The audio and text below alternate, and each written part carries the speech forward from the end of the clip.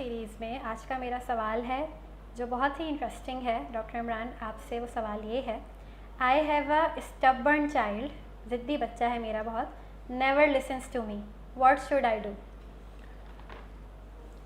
पहली बात तो इस बात को एक्सेप्ट कर लें कि ये आपका बच्चा है, ठीक है। ये बहुत इम्पोर्टेंट है कि ये आपका बच्चा है।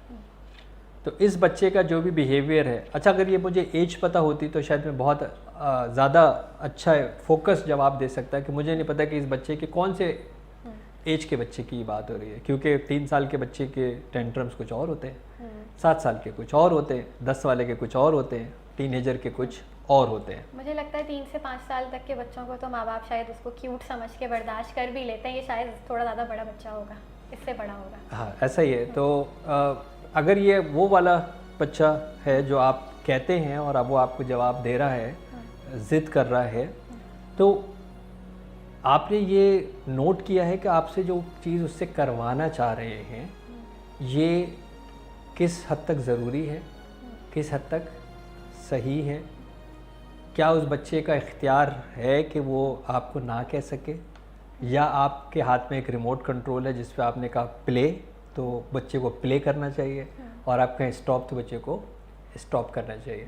आज सुबह मैं एक स्कूल का के ट्रेनिंग जो है वो कर रहा था, और पेरेंट सेमिनार था बेसिकली, और उस पेरेंट सेमिनार के अंदर एक साहब ने मुझसे एक सवाल पूछा, और उन्होंने ये कहा कि मैं अपने बच्चे के साथ था, हम ड्राइव कर रहे थे, सामने जो है वो जो राउंड अबाउट होता है, चौरंगी होती है, वहाँ पे जो है वो चारों कुल जो है वो लिखे हुए थे, और मैंने बच्चे को कहा कि अच्छा आप मुझे जो है ना वो चारों कुल सुनाओ, और बच्चे ने जो है वो मुझे नहीं सुनाए, ठीक है।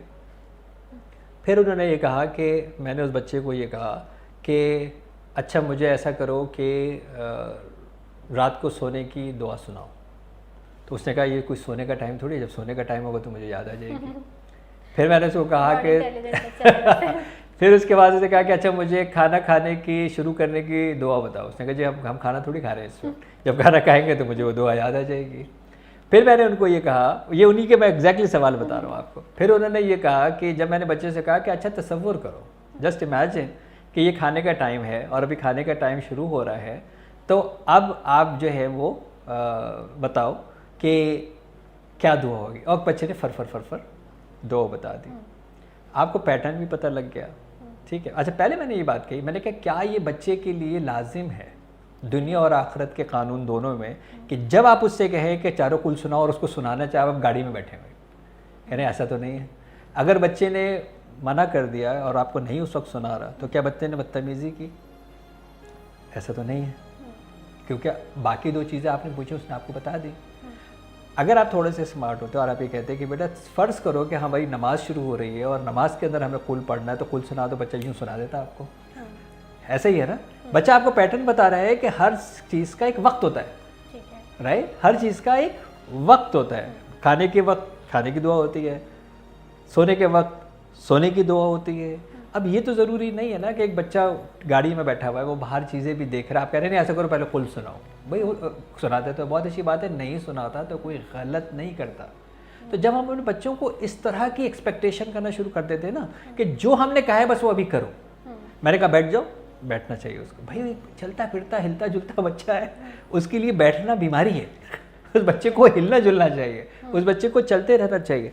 बेटा मैं आपसे बड़ा एक सिंपल सवाल पूछता हूँ, लिटरली आप सवाल पूछता हूँ, राइट। मैं आपसे पूछता हूँ कि आप यहाँ पे बैठी हुई, राइट, कोई भी जो है वो मैं मतलब बिल्कुल आउट ऑफ फोकस की बात नहीं कर रहा, एक खातून आती है, राइट, कोई भी एक खातून आती है, और मैं ये कह रहा हूँ कि रबिया आप ऐसा करो, इनसे जाके गले मिलो, ठीक है।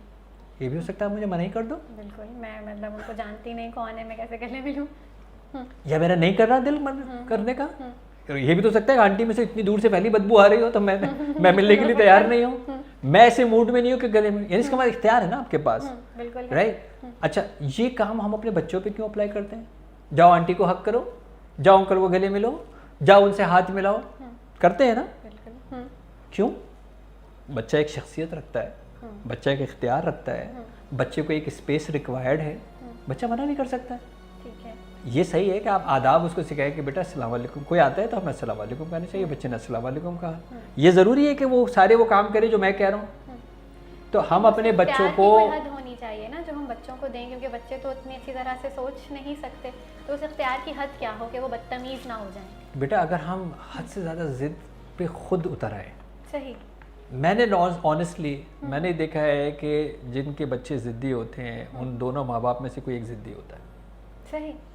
ये मैं आपको एक तजर्बे के बाद बता रहा हूँ। यानी आप अपनी बात मनवाने के लिए ज़िद का सहारा लेते हैं, और जब आप एक ज़िद का सहारा लेते हैं तो बच्चा उसको मॉडल करता है। सही। कि वो भी इसको ये बात समझ में आ जाती है कि जी ज़िद करूँगा तो मिलेगा। अच्छा, एक और भी पत्नी हमारे यहाँ कुछ माँ बाप को शौक़ है, ख़ास तौर से माओं को, मेरी बहनें मुझसे नाराज़ ना हो, पत्नी तरसा तरसा के देने में उनको कुछ ज़्यादा मज़ा आता है। तो यहाँ तो उन्होंने ज़िद को रीइंफोर्स कर दिया। ऐसा ही है।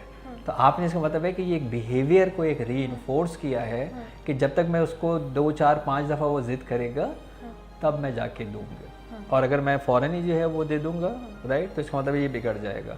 और बाज़ दफ़ा हमने इतनी भी एक्सट्रीम देखी है कि वो बच्चा फिर वो सीख जाता है टेंट्रम, कि वो इतनी ज़ोर के गला फाड़ता है, आप कहते हैं इससे पहले कि ये और लोगों को जमा कर ले मैं जल्दी से दे देती हूँ। यानी वो बच्चा यानी यकीन माने ब्लैकमेलिंग पे उतर आता है।